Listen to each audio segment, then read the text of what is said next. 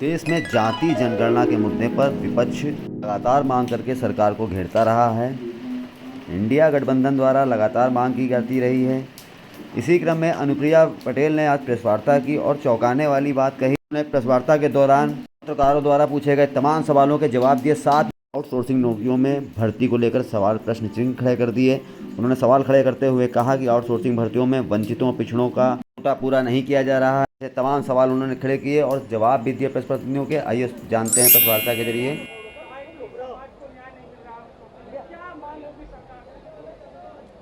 देखिए, आउटसोर्सिंग के ज़रिए जो चतुर्थ श्रेणी के कर्मचारी हैं उनकी भर्तियां जो हो रही हैं उसमें आरक्षण के नियमों का कहीं पालन नहीं हो रहा है। चतुर्थ श्रेणी की जो नौकरियां होती थी उसमें मुख्य रूप से जो वंचित वर्ग है, जो दबे कुचले वर्ग के लोग हैं, उनको इसमें भर्तियां मिलती थी।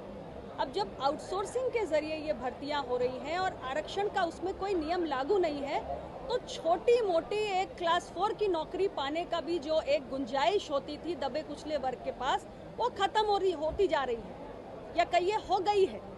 तो इसलिए हमारी पार्टी ये चाहती है कि आउटसोर्सिंग की प्रक्रिया के जरिए जो भर्तियां हो रही हैं उसमें जो आरक्षण के नियम है उसका पालन होना चाहिए। मैम, आपने जो नजूल भूमि विधेयक है उसको लेकर खुला विरोध किया था, आपने गैर जरूरी करार दिया उसे, और जो अधिकारियों ने सुझाव दिया है सरकार को उस पर कार्रवाई करने की मांग की थी। तो किस तरह से आप आगे इस पर स्टैंड करेंगी और क्या कहेंगे? देखिए, नजूल भूमि से संबंधित जो विधेयक आया है, आपने उत्तर प्रदेश विधानसभा की कार्रवाई को देखा है, वो सेलेक्ट कमेटी को जा चुका है। अब कमेटी उसको एग्जामिन करेगी, कमेटी की जो सिफारिशें होंगी वो भी सामने आएंगी। लेकिन फिलहाल जो अपना दल का पक्ष है वो मैंने रख दिया है कि ये गैर जरूरी है, जन भावनाओं के खिलाफ।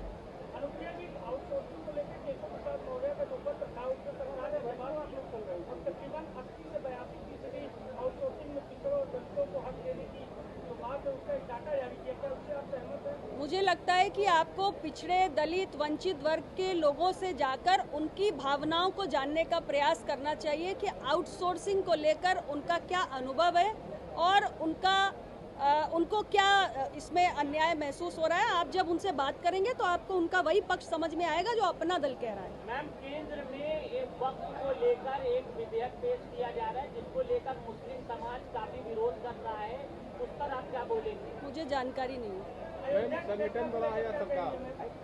संगठन बड़ा या सरकार? नहीं, संगठन के माध्यम से ही तो सरकार बनती है। ये तो किसी भी पार्टी के लिए यही नियम लागू होता है। संगठन होगा तभी तो आप सरकार में रह पाओगे। अयोध्या में समाजवादी पार्टी क्या कहेगी? देखिए, मैं सिर्फ इतना ही कहना चाहती हूँ, अपराधी की न कोई जाति होती है न कोई मजहब होता है। महिला अपराधों के मामले में कड़ी से कड़ी कार्रवाई होनी चाहिए और इस घटना में जांच चल रही है। जो भी दोषी है उसको बख्शा नहीं जाना चाहिए, जो भी दोषी है। मैम, आज बीजेपी के तमाम नेता पहुंचे, पीड़ित परिवार से मिल रहे हैं, प्रेस कॉन्फ्रेंस भी होने वाली है। और ठीक है, हर पार्टी अपने प्रतिनिधि भेज रही है, उस पर मुझे कोई आपत्ति नहीं है। मैं सिर्फ इतना कह रही हूँ, महिला अपराध के मामले में कड़ी से कड़ी कार्रवाई होनी चाहिए। जांच चल रही है, जांच के नतीजों के आधार पर जो भी दोषी है, हमें नहीं मालूम कौन दोषी है, जो भी दोषी है उसको बख्शा नहीं जाना चाहिए।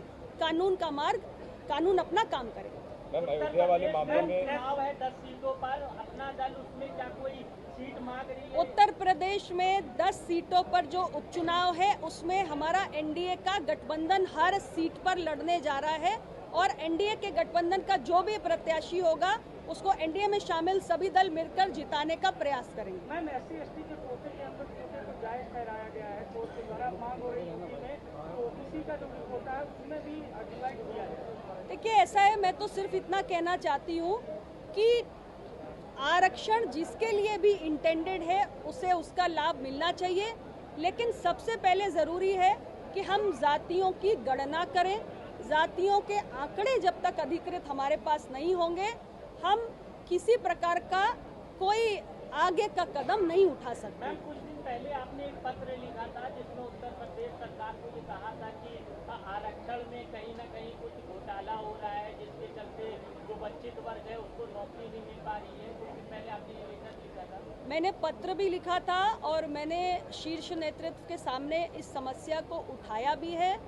टॉप लीडरशिप ने इसका संज्ञान भी लिया है और मुझे पूरी उम्मीद है कि इन मसलों का समाधान भी होगा।